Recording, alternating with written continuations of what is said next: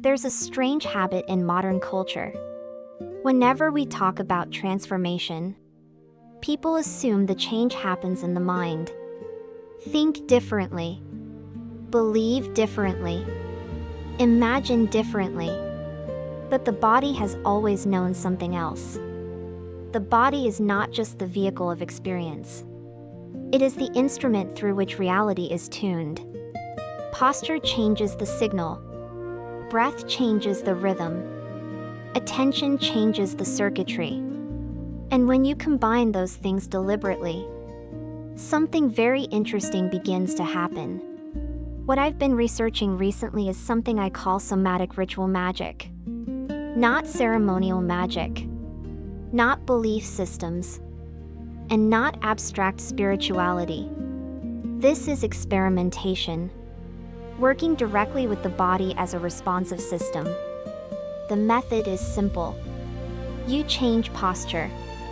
You regulate breath. You introduce a short symbolic instruction, sometimes a phrase, sometimes a graffiti-style hypersigil. And then you observe what happens. No dogma. No assumption. Just the body responding.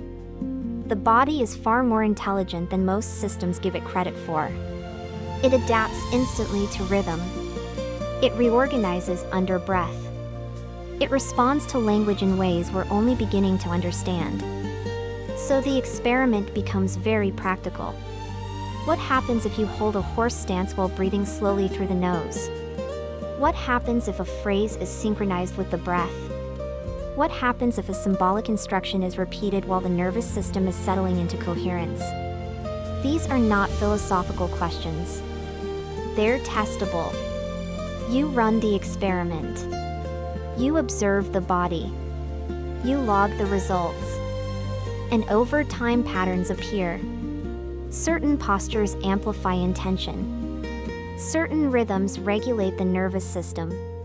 Certain phrases seem to reorganize internal sensation almost immediately. In other words, ritual stops being theater and starts becoming somatic engineering. The body becomes the ritual space. The breath becomes the carrier wave. Language becomes instruction. And awareness becomes measurement.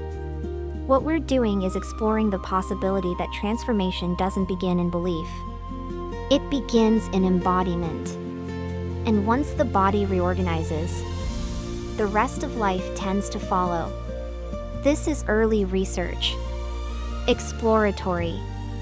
We're testing ideas, logging results, refining techniques.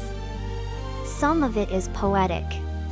Some of it looks like graffiti spells. Some of it looks like breathwork and posture. But underneath all of it is the same principle.